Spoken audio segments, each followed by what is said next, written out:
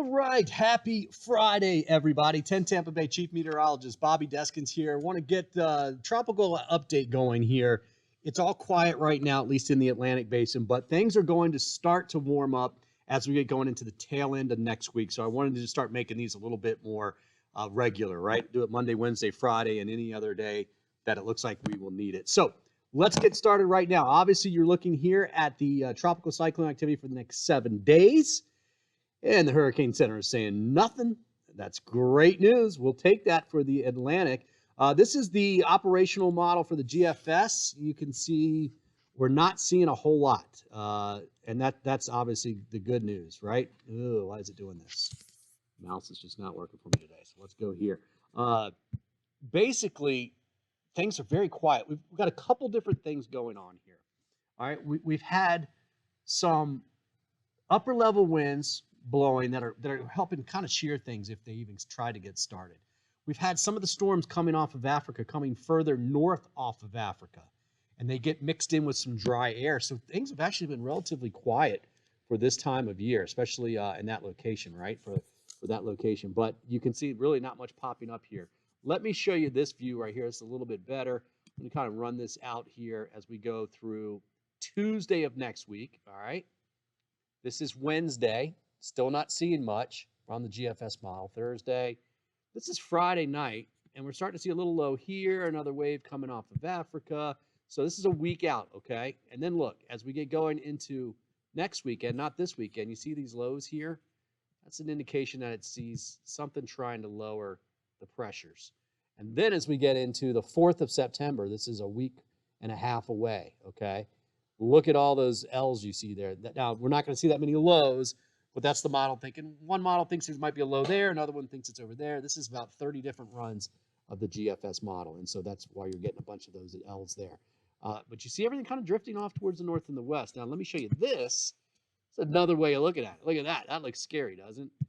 Again, you're not going to get all those lows, but what I'm looking at for this is, I'm not going to be able to do it with my mouse. This right here. See where this ridge is here? Kind of extending back out here, but you see it starting to break down just a little bit. What does that do over the next couple of weeks? So this is the 31st. This is the 1st. See, it's still ridging north of Bahamas. See that? That darker orange there? Northeast of the Bahamas. Now watch what happens as we go through about the 3rd of September. One of them brings a low right over Cuba. But you see what's happening? It's breaking down this ridge right here, and that opens the door for anything that's out here to recurve. So we don't know this far out in time if we're even going to get a storm. We certainly don't know where it's going to go. But what I'm looking at is, all right, when the pressures start lowering, what does this ridge look like? Because if this ridge was extending all the way over, if that dark orange you see there went all the way over here towards the Bahamas, that would shove everything to the west towards Florida. All right. It looks like by the time we get towards the 5th of September, we've got a chance of something out there, right? Pretty good chance. Again, we're not going to get all these lows, but we're going to have 1 or 2 out there.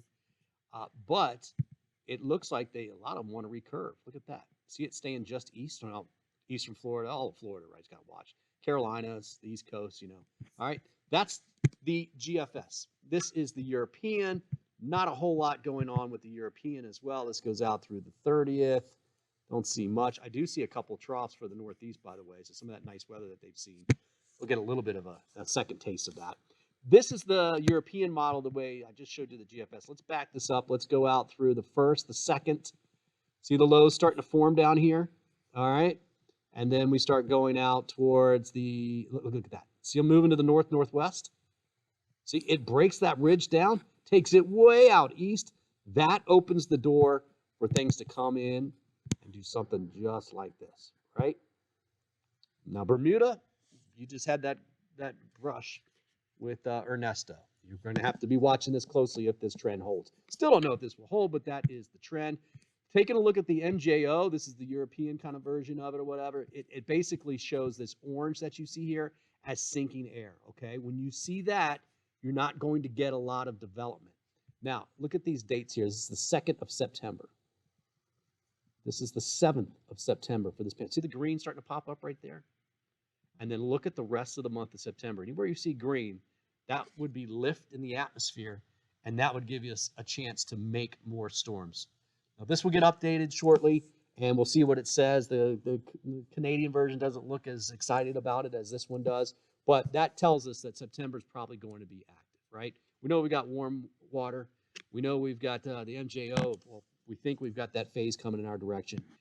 And we think that that wind, that upper level wind, will start to calm down a little bit over the central and eastern Atlantic, those easterlies, and that should actually help to form some more storms out there. So we'll see.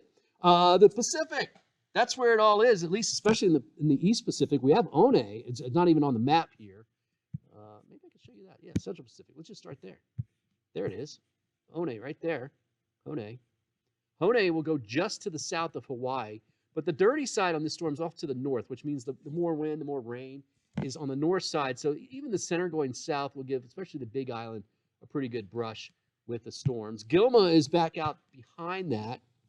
And then this is 92E, E92, that's basically trying to develop as well. Take a look at this picture. That's pretty good activity right now. There is some cooler water just to the north of all these storms, especially these two. Gilma right here. And Gilma will actually go a little bit further to the north. So it'll eventually fall apart out over the Pacific. This is a look at the forecast track for One, and you can see, yeah, it comes just to the south of the Big Island. And it looks like now, intensity-wise, for the next 2 to 3 days, maybe 2 days, it'll get a little bit stronger and close to hurricane strength. It's not there yet, and then weaken pretty quickly. So I think tropical storm force winds probably the worst that they would see in the Hawaii and the Big Island especially. Now, here we go with, which one do I got here? This must be Gilma. Yeah, there it is. So Hurricane Gilma, you can see some of the track that it's taken so far. Notice now the forecast track takes it towards the Big Island, which is right here, but it will be going further to the north. And you see this green that's under here? That's water temperature that's below 80 degrees. So it will be weakening pretty quickly as it moves in that direction.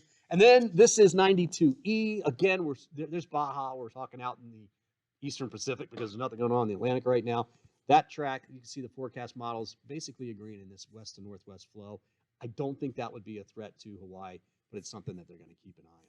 So quiet right now on the eastern half of our neck of the woods. The Atlantic, the Eastern Pacific is actually showing quite a bit of activity. That's the update for today. I hope you have a great weekend. Don't forget to like and follow and subscribe and all that good stuff you're supposed to do on social media and on YouTube. Have a great weekend, guys. I will update you next week as we get closer to some developing in the Atlantic.